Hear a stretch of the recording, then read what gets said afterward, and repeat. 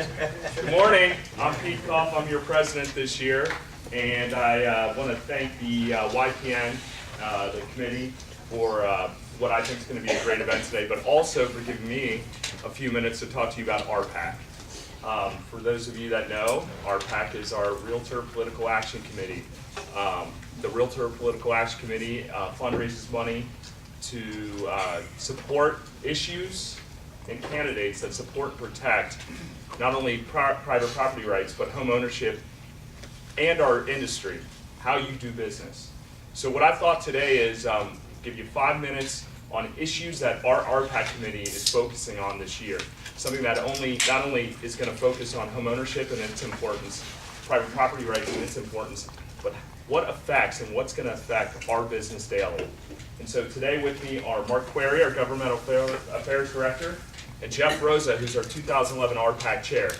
What I'm going to do is bring up an issue one of 3 issues, I'll bring up all 3, that Jeff and his group is focusing on this year. Mark's going to give you the background on the issue, and Jeff is going to tell you how it personally affects you and your clients. So our first issue, Mark, it's a biggie. Why don't we sit down? Okay. That way no one feels uncomfortable, and I look taller. They're not my bodyguards, by the way. Mark, biggie, mortgage interest deduction, or MID.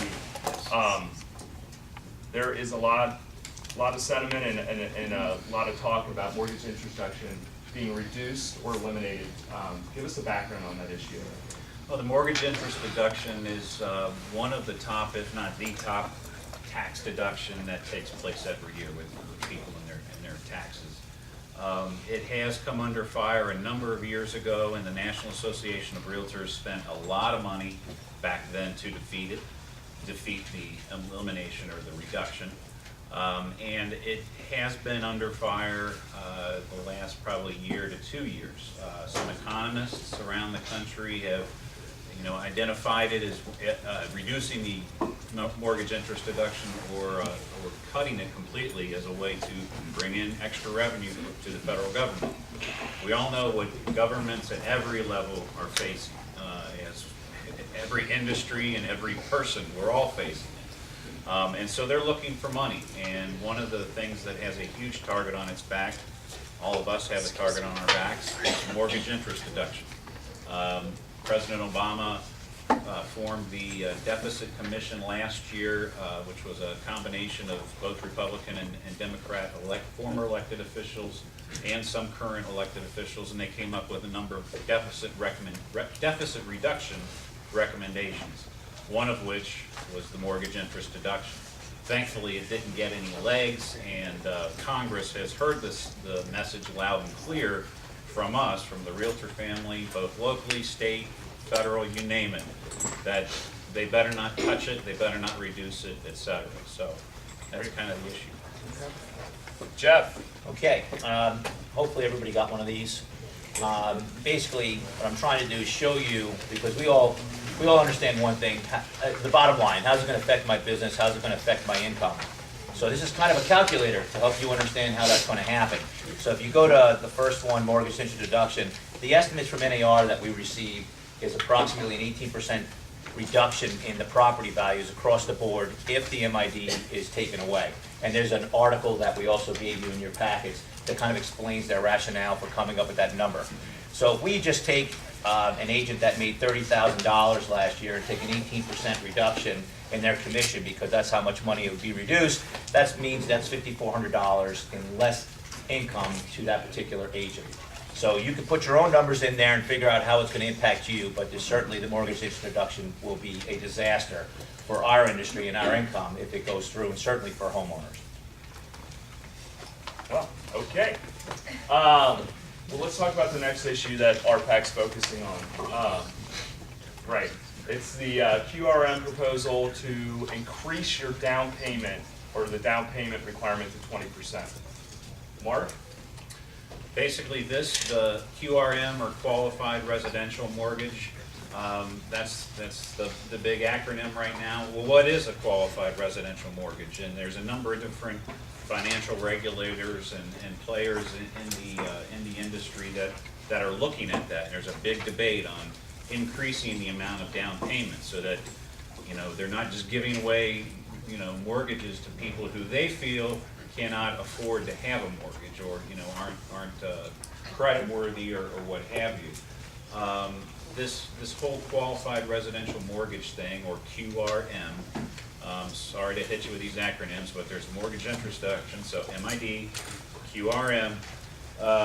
This QRM, though, is basically a byproduct of, you may have seen it or heard it in the news, and that's the Dodd-Frank bill that was passed last year.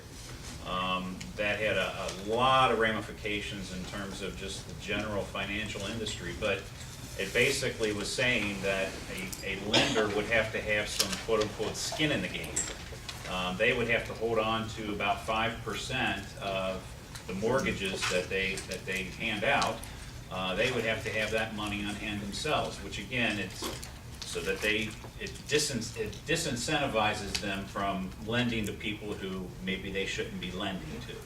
So that's kind of the really quick explanation, but obviously it could impact a lot of folks who are either first-time buyers or just, you know, middle class.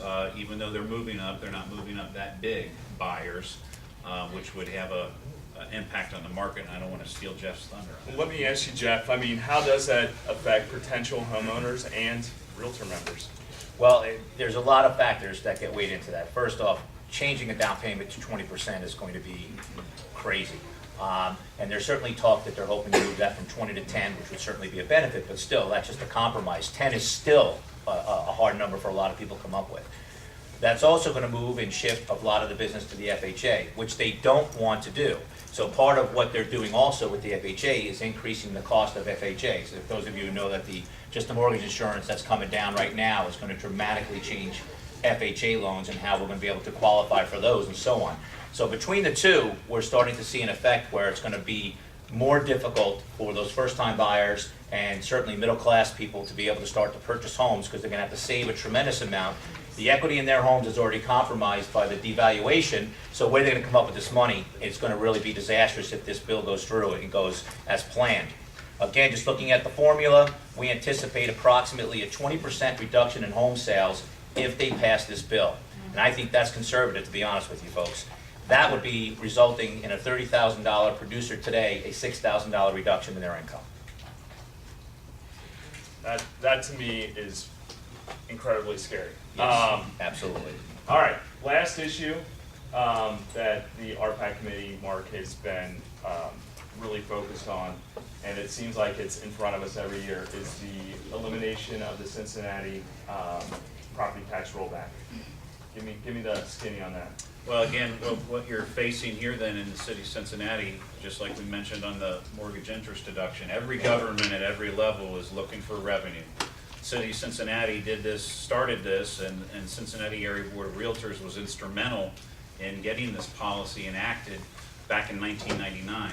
And what the rollback policy does is it freezes, or it caps, the total amount of property tax revenue that the city of Cincinnati gets on an annual basis at $29.8 million.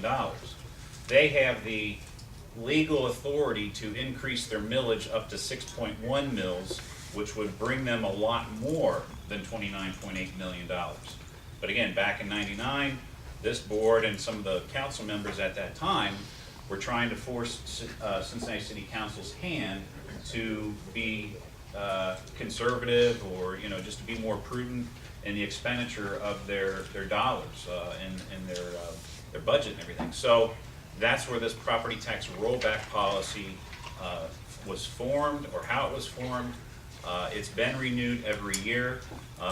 But yes, you're right, Pete. I mean, we have to fight this every year to make sure that the policy continues. Thankfully, right now, we have 5 votes that seem pretty solid, but 5 out of 9, you can see how quickly it could tip if we lose somebody, and we would be on the losing side of continuing the rollback policy. So what that would mean for Cincinnati property owners and everything, I'll toss it to Jeff. Well, Jeff, let's talk about that. What does that mean for Cincinnati property owners and people that, realtor members that sell inside the city? Well, first off, the impact could be an increase of around 40% in property taxes. Now imagine if you're a homeowner on a fixed income living in the city of Cincinnati, and now all of a sudden you get hit with a 40% increase in your property taxes. What is that going to do to your bottom line there? It's certainly going to force some people into foreclosure. It's going to be a factor for people first time buying in there, qualifying wise. It's going to be more difficult to qualify for a loan. So the impact is going to be that property values will have to come down to adjust for that increase in the property taxes so that people can afford the homes in the city of Cincinnati.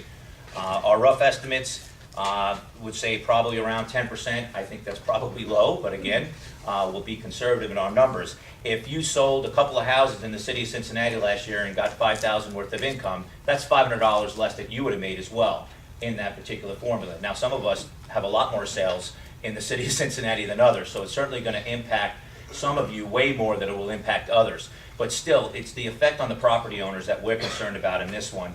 It will damage them tremendously, and we cannot allow that rollback to change anytime soon, in my opinion. Well, those are three issues that RPAC is focusing on this year, but obviously, hopefully you now know the importance of contributing and supporting RPAC. I hope each one of you will contribute this year and in the future. RPAC needs every dollar, and it needs everyone to participate. People participate at different levels, but our participation will not only support and protect home ownership and private property rights, it's going to protect the profession. So please think about contributing this year, and I hope you contribute this year and in the future.